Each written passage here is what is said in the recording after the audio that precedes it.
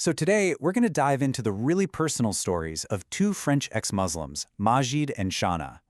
Their journey out of Islam wasn't just about faith. It was about trying to live in what they call a double culture, basically being caught between two completely different worlds. And that really brings us to the core question here, the one their stories force us to ask. What is it really like to grow up torn between the secular Western society you're in all day and the traditional religious world you go home to every night? You see, for both Majid and Shana, this wasn't some minor detail in their lives. It was the central conflict of their entire upbringing. Majid has this great way of putting it. He says they felt constantly stuck between two chairs. And this slide, it just lays it all out, right? On one side, you've got Western culture, school, friends from all backgrounds, TV shows, and this big idea of individual freedom. Then on the other side, Islamic culture, family, the mosque, strict community rules, and the huge weight of family honor. Their whole life was this constant balancing act between the two. Okay, so let's get into their childhoods, because even though they shared this double culture, their first experiences with religion were actually pretty different, and you can see how the seeds for their future paths were planted really early on. So you have Chana, who calls herself a westernized Muslim. For her, growing up, Islam was more about culture and family tradition. You know, things like Ramadan felt more like a family get-together than a strict religious rule that dictated her every move. It was just part of her identity. But for Majid, it was a totally different story. He was sent to the mosque when he was just 8, and he says the clash was immediate and jarring. His French school was all about joy, colors, and curiosity, and then he'd go to the mosque, and it was just austere, colorless books. It felt completely disconnected from the world he was excited about. And you know, this is where things really came to a head, their teenage years. This is where that conflict became super intense, especially when it came to their social lives. Friendships, relationships. This is where the rules of their two worlds just slammed into each other. For Chana, the rules were incredibly strict. She wasn't even allowed to have friends who were boys. Can you imagine? She felt so isolated and even ashamed because she couldn't explain these rules to her friends at school.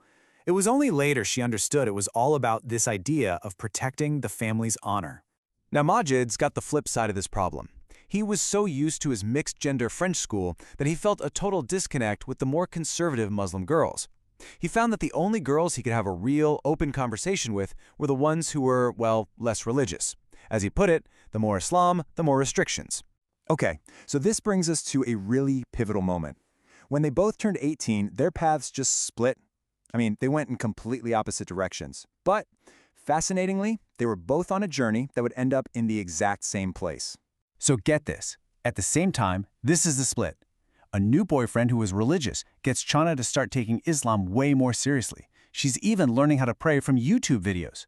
And at that exact same moment, all those doubts and questions that had been piling up for Majid since he was a kid, they finally reached a breaking point. And here's Chana's journey, laid out step by step.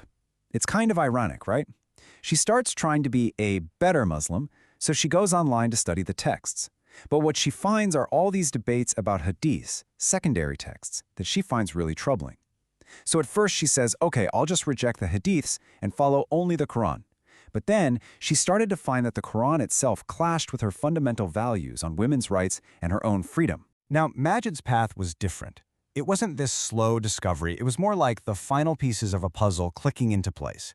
He boils it down to 3 big reasons. First, moral ones. Things like slavery and the treatment of women just didn't sit right with him. Second, what he called scientific problems in the text. And third, and this one is huge, this big philosophical realization that your faith is almost entirely determined by the random chance of where you were born.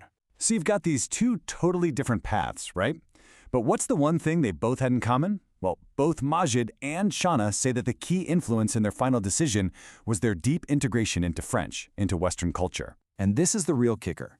They both say that living in a society that valued things like critical thinking, the right to question everything, and individual freedom, that's what gave them the tools and, frankly, the permission to challenge the dogma they were raised with.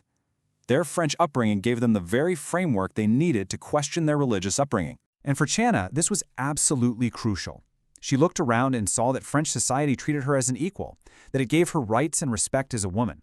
And she just couldn't square that with a faith that, in her interpretation, suggested women were somehow deficient.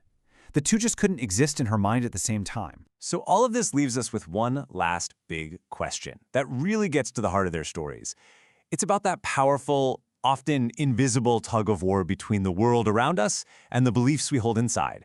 How much does the culture we live in end up shaping the faith we can even imagine believing in?